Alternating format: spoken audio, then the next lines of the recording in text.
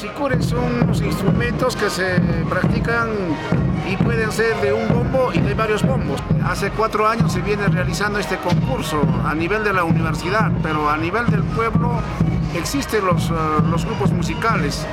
sino que la universidad también un poco para transmitir y preservar la cultura del pueblo se hace que los estudiantes puedan identificarse no solamente con los instrumentos modernos, sino también rescatando la cultura, o sea, lo que siempre se ha practicado a nuestros ancestros.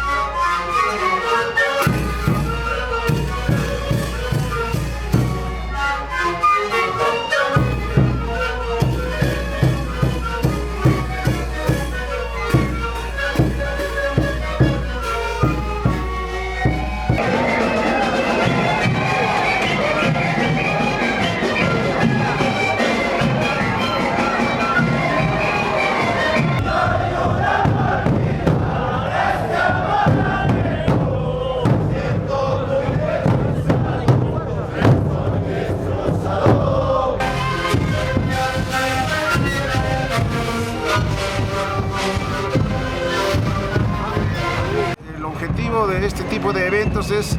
que la juventud no sea influenciada con la música moderna, la música pop, rock y todo, digamos, tiene una influencia con este proceso de la globalización